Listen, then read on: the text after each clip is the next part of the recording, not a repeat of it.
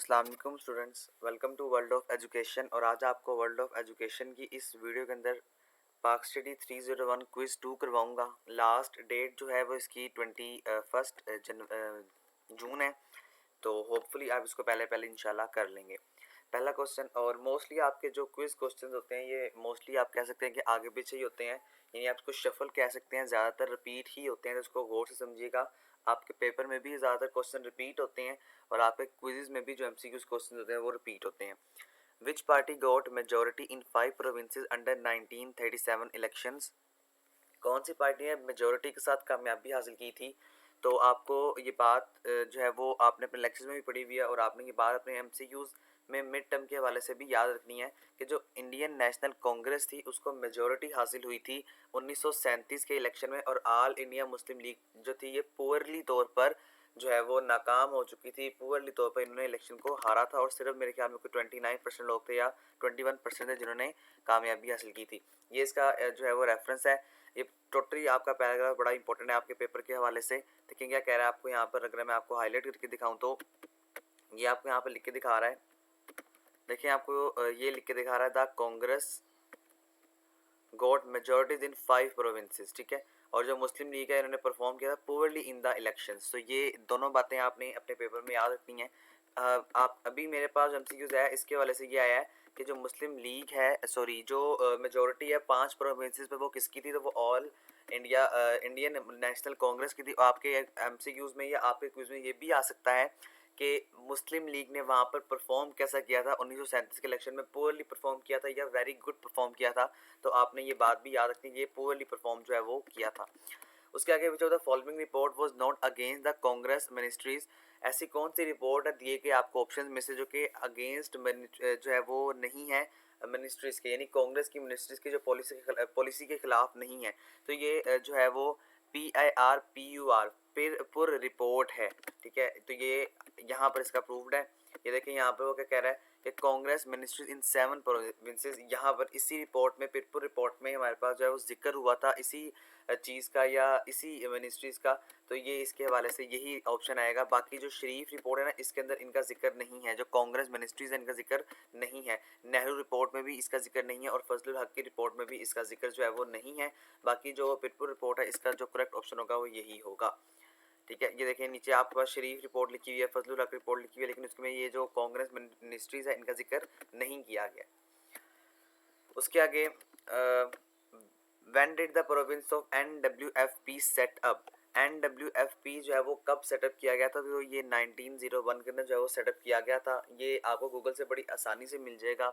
और NWFP का total मतलब भी समझ लें, अगर मैं आपको ये हैंड आउट से सर्च करके दिखा दूं। ये बड़ा इंपॉर्टेंट क्वेश्चन है आपका। NWFP स्टैंड्स फॉर, ये आपके पेपर में बहुत दफ़ा पहले भी पूछा जा चुका है। NWFP, तो ये देखें यहाँ पर ये हैंडआउट्स में आपको मिलेगा। अफगानिस्तान के अंदर NWFP वाक़या है। NWFP stands for north west furniture province of Pakistan. ये जो आपको मिल रहा है ना यहाँ पे, ये पेशावर का इलाका है, या NWFP को हम पेशावर कहते हैं, ठीक है। तो ये आपने अपने माइंड में रखना है, ये आपसे पेपर में पूछा जा सकता है। ओके, नेक्स्ट हम मूवमेंट करते हैं।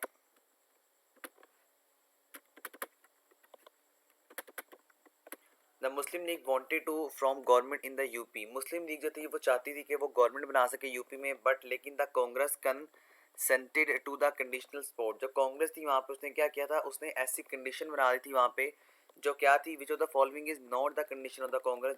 जो दिए गए आपको ऑप्शन में से कांग्रेस में जो भी कंडीशन है वो लाई नहीं करती है। तो देखें इसका प्रूफ भी मेरे पास मौजूद है। इसमें ये था left the demand of separate electorates. उन्होंने ये कहा था कि आप अपनी सेपरेट इलेक्टोरेट्स की डिमांड को लेफ्ट कर दें, यानी कि आप जो कह रहे हैं ना कि अलग रियासत बनानी है, अलग इलेक्शन या अलग एक पार्टी बनानी है, उसको छोड़ दें, ठीक है। तो ये आपका करेक्ट ऑप्शन यहाँ पे कंसिडर किया जाएगा। बाकी तमाम तो उनकी शराइत में शामिल था, जिसमें डिसॉल्व करना था AIML को। इसके अलावा AIML जो मेंबर्स हैं वो not to function to a separate group था, और AIML मेंबर जो थे वो एक्सप्रेस कर किए जाने थे अलिजेंस टू द कांग्रेस। इसका भी प्रूफ मेरे पास मौजूद है। ये देखिए यहाँ पे क्या कह रहा है, डिसॉल्व AIML पार्लियामेंट्री बोर्ड, यानी कि उन्होंने जो भी पार्लियामेंट्री बोर्ड था या उस टाइम पे जो भी हमारे पास सिचुएशंस थे, सर्कमस्टांसेस थे, उनको डिसॉल्व करने के लिए एक जो है वो बोर्ड तश्कील देना था, एक बोर्ड बनाना था। फिर उसके मेंबर्स को जो है उन्होंने एक सेपरेट ग्रुप के अंदर डिवाइड करना था और उसी के साथ साथ उनको मुख्तलिफ तरह के जो एलिगेंस थे उनको भी प्रोवाइड किया जाना था। तो यहाँ पर ये 3 ऑप्शन हमारे पास अवेलेबल है। तो आपसे क्वेश्चन में ये कह रहा है कि which of the following is not condition, इसमें से ऐसी कौन सी कंडीशन नहीं है जो कि कांग्रेस की कंडीशन में शामिल नहीं है। तो वो यही है कि left the demand separate electorate, के अपनी सेपरेट इलेक्टोरेट की डिमांड को छोड़ देना। This is the right option here. Next question पे हम मूवमेंट करते हैं। तो ये बड़ा आसान क्वेश्चन, बड़ा important question. Which Muslim intellectual left a deep impact on the Muslim of the sub continent through his poetry. Hopefully मेरे पढ़ने से ही आपको बात समझ आ चुकी होगी कि मुसलमानों पर किसने असर छोड़ा, वो भी deep impact on the Muslim of subcontinent, बरसगीर के मुसलमानों पे थ्रू हिज पोइट्री, अपनी शायरी से। The great poet the hero of the Muslim Allama Iqbal, Allama Mohammad Iqbal ने अपनी शायरी के ज़रिए मुसलमानों को जगाया और मुसलमानों को एक अलहदा वतन लेने पर मजबूर कर दिया। The correct option is that the Allama Iqbal. इसका प्रूफ मेरे पास अवेलेबल नहीं है, होपफुली आपको प्रूफ देने की ज़रूरत भी नहीं है। अच्छा, बाकी ऑप्शन भी देख लें। कायद आज़म मोहम्मद अली जिन्ना, आपको पता है सियासतदान थे, शायर नहीं थे या वकील थे। सर सैयद अहमद खान भी जो है वो पोइट नहीं थे, यानी शायर नहीं थे। और चौधरी अहमद अली भी शायर जो है वो नहीं थे। उसके आगे हमारे पास क्या ऑप्शन है कि whose treatment was very brutal with the Moplah केस्ड Moplah revolt. तो ये हिंदूज लैंड लॉर्ड था जिसने इसको जो है वो ट्रीटमेंट प्रोवाइड किया था।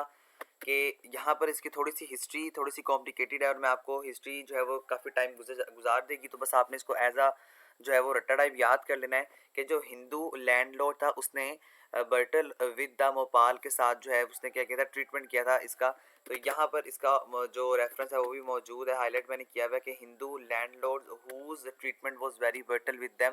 ये देखें यहाँ पर सिर्फ इतनी सी बात आपको क्लियर कर रही है कि ये वाला ऑप्शन जो है वो करेक्ट यहाँ पर कंसीडर किया जाएगा। उसके आगे नेक्स्ट देखते हैं। तो which document reflected the aspiration of every Muslim living in India, ऐसा कौन सा डॉक्यूमेंट है जिसने एस्पायर किया तमाम तर मुसलमानों को जो कि इंडिया में रहते थे। That is called Jinnah 14 points. Jinnah ने जो 14 निकात पेश किए थे नेहरू की रिपोर्ट में जवाबन, तो उसको उन पॉइंट्स को देखते हुए, उन पॉइंट्स को सुन के तमाम मुसलमान जो है वो एस्पायरेशन या एस्पायर हुए थे जो इंडिया में उस टाइम पे अवेलेबल थे। ये इसका जो है वो प्रूफ है। दीज पॉइंट रिफ्लेक्टेड, ये जो पॉइंट्स है इन्होंने रिफ्लेक्ट किया कि गहरा असर छोड़ा और इंस्पायर किया मुसलमानों को जो कि इंडिया में रहते थे। तो जिना के 14 पॉइंट्स हैं, ये आपको 14 यहाँ पे नज़र आ रहा है, लेकिन मैंने ऊपर जिना 14 पॉइंट्स का जो है वो स्क्रीनशॉट नहीं लिया इसी वजह से, क्योंकि फिर ये वाली जो लाइन थी वो अवेलेबल नहीं थी, ये वाली लाइन जो है वो नहीं आ रही थी। नेक्स्ट ऑप्शन देखें। Which of the following was the objective of the खिलाफत मूवमेंट, खिलाफत मूवमेंट के ऑब्जेक्टिव कौन कौन से हैं। तो ये ऑल ऑफ दीज हैं। ऑब्जेक्टिव का क्या मतलब होता है, यानी कि इनके गोल कौन कौन से हैं, ये मैं आपको हैंडआउट से दिखा देता हूँ। देखें ये है, इसमें सबसे पहले मुस्लिम खिलाफत मूवमेंट के ऑब्जेक्टिव ये थे कि ओटोमन खिलाफत शुड बी केप्ट इंटैक्ट, यानी कि जो उस टाइम तुर्की की रियासत थी उसको जो मुकद्दस मकामात हैं उसको तमाम तर सिचुएशन से या तमाम तर हालात से बाहर रखा जाएगा। इसके अलावा जो टेरिटोरियल है यानी कि जो दहशत गर्दी है तुर्की से, उसको प्रिजर्व किया जाएगा, उसे बचाया जाएगा और कंट्रोल किया जाएगा।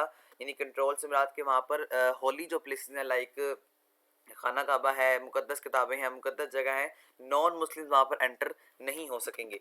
तो ये हमारे पास मुख्तलिफ तरह से ऑब्जेक्टिव्स थे, मुख्तलिफ तरह से गोल्स थे। तो यहाँ पे देखें वो तमाम तरह गोल्स मौजूद हैं। दिस मीन्स कि all of the given option is the right option here. Okay, उसके आगे देखते हैं। तो who challenged the dissolution of first constitution assembly Pakistan in the court, किसने चैलेंज किया था फर्स्ट जो constitution assembly थी पाकिस्तान में कोर्ट की। तो वो मौलवी तमीज़ुद्दीन थे जिन्होंने चैलेंज किया था। ये आपको गूगल पे भी बड़ी आसानी से मिल जाएगा और ये आपको आपके हैंडआउट्स में भी मेरे ख्याल में कोई लेक्चर 6-7 के अंदर अवेलेबल है, उसके अंदर आपको ये मिल जाएगा। इसका प्रूफ मेरे पास अवेलेबल नहीं है क्योंकि यहाँ पर टाइम थोड़ा कम रह गया था, लेकिन मैंने आपको बता दिया है कि जो first constitution assembly of Pakistan में जिन्होंने चैलेंज किया था तो वो मौलवी तमीज़ुद्दीन थे जिन्होंने चैलेंज किया था। आगे देखते हैं next, what does BPC stand for. बड़ा आसान क्वेश्चन है, अभी बेसिक प्रिंसिपल कमेटी, इसका प्रूफ भी मेरे पास अवेलेबल नहीं है, लेकिन मैंने आप लोगों को 110% ये ऑप्शन करेक्ट है। आप इसको गूगल से भी चेक कर सकते हैं और आप इसको अपने हैंडआउट से भी चेक कर सकते हैं। बीपीसी का क्या मतलब है, और ये आपका मिड टर्म के वाले से भी बड़ा इंपॉर्टेंट एमसीक्यू है। तो ये बेसिक कमेटी प्रिंसिपल, हम इसकी एब्रीविएशन जो है वो करते हैं। ये आपका क्विज था जी, होपफुली आपको समझ आ चुका होगा। कोई चीज़ समझ नहीं आई मुझे कमेंट्स में ज़रूर बता दें। इंशाल्लाह एज सुन एज पॉसिबल मैं आपके लिए आपका जो रिप्लाई होगा उसको कर दूंगा। 110% मेरा क्विज बिल्कुल ठीक है। अगर फिर भी आपको कोई एरर लगता है, वैसे तो एरर फ्री है, लेकिन फिर भी कोई एरर लगता है तो काइंडली कमेंट्स में दूसरे लोगों के लिए ज़रूर मेंशन किया करें। इसके अलावा प्लीज़ अगर आप चैनल पर न्यू है तो प्लीज़ सब्सक्राइब जरूर करें। इंशाल्लाह एज सुन एज पॉसिबल आपके लिए प्रिपरेशन वीडियो अपलोड कर दी जाएगी। Thank you so much. Allah हाफिज़।